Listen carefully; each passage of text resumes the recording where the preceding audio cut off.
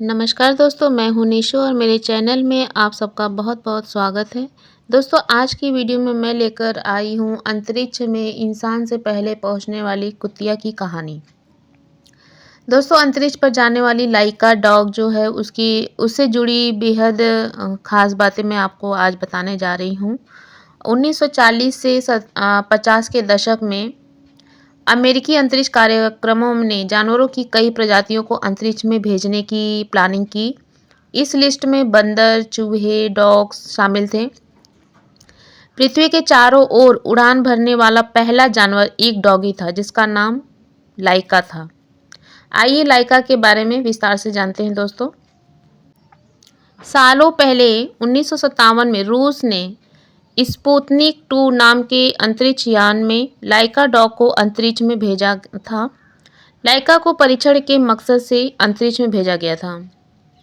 दरअसल इंसानों को अंतरिक्ष में भेजने से पहले परीक्षण करने की ज़रूरत होती है। लाइका ने इस स्पेस मिशन में अहम भूमिका निभाई, लेकिन वो धरती पर जीवित वापस नहीं आ पाई थी।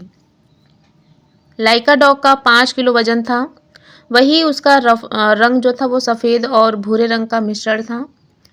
और अंतरिक्ष पर जाने से पहले सोवियत अधिकारियों ने लाइका को प्रेस से मिलवाया था। इस दौरान लाइका ने भौंकने शुरू किया, जिसके बाद उसका नाम लाइका रखा गया। रूसी भाषा में लाइका शब्द का अर्थ होता है भौंकने वाला। लाइका की मृत्यु कैसे हुई दोस्तों, आइए बताते हैं। दरअसल वैज्ञानिकों को इस परीक्षण के वक्त पहले से ही अंदाजा था कि लाइका धरती पर जिंदा वापस नहीं आ पाएगी। तकनीकी रूप से भी रॉकेट में बहुत सी खामियां थी, जिस वजह से लाइका डॉग अंतरिक्ष पर सरवाइव नहीं कर पाई। अंतरिक्ष में लाइका के दिल की धड़कन 240 बीट्स प्रति मिनट हो गई थी, जो 4 गुना ज़्यादा थी।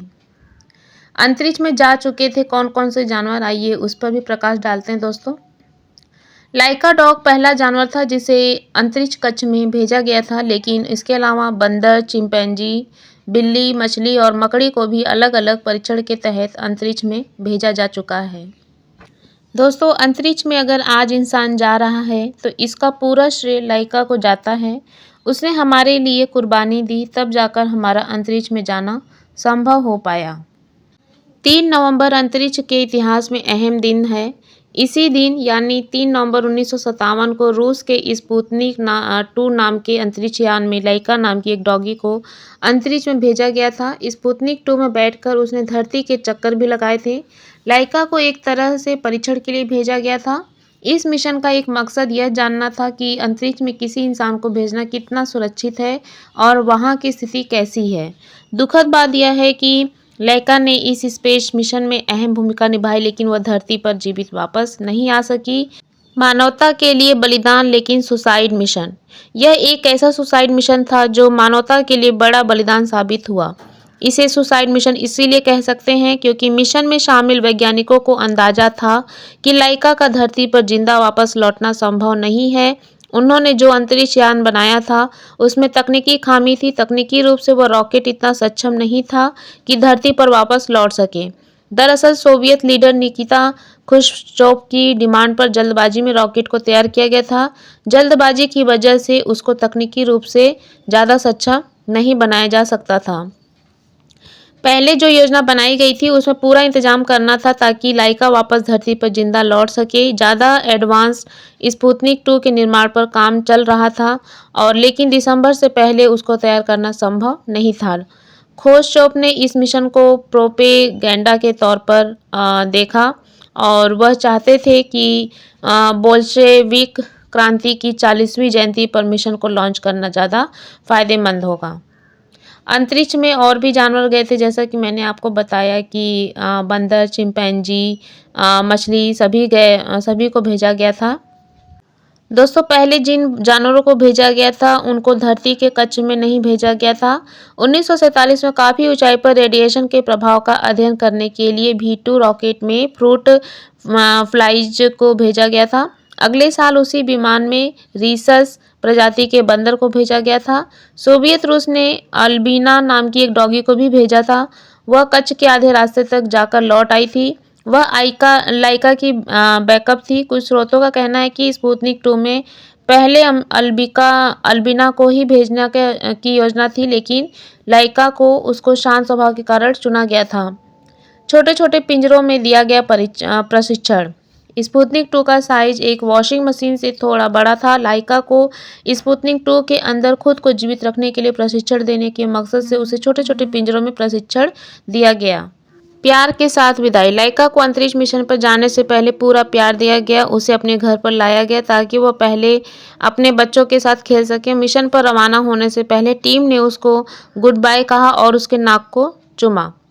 रवाना होने से पहले भयभीत थी लाइका। अंतरिक्ष में स्पुतनिक 2 की लॉन्चिंग के समय लाइका बहुत डरी हुई थी। उसके दिल की धड़कन और सांसें सामान्य से 3 से 4 गुना ज़्यादा तेज चलने लगी। उसे समझ में नहीं आ रहा था कि क्या हो रहा है। करीब 3 घंटे बाद उसकी हालत सामान्य पर लौटी।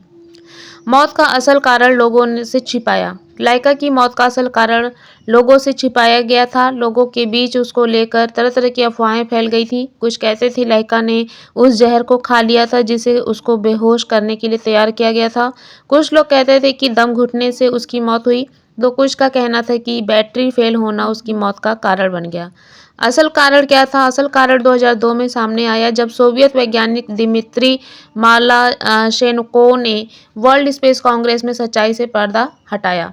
अंतरिक्ष यान का तापमान बढ़ने के कारण उड़ान के चौथे सर्किट के दौरान 7 घंटे के अंदर लाइका की मौत हो गई थी। चूंकि अंतरिक्ष यान को जल्दी में बनाया गया था, इसीलिए उसमें तापमान नियंत्रण प्रणाली सही से लगाई ही नहीं गई थी, जिस वजह से सिस्टम फेल हो गया। स्पुतनिक 2 गर्म से गर्म होता गया और 100 डिग्री फ़ारेनहाइट तापमान को पार कर गया। अंतरिक्ष यान के अंदर का तापमान काफ़ी बढ़ने के बाद एक बार फिर लाइका भयभीत हो गई और फिर वैज्ञानिकों ने उसकी धड़कन को तेज से तेज होते सुना।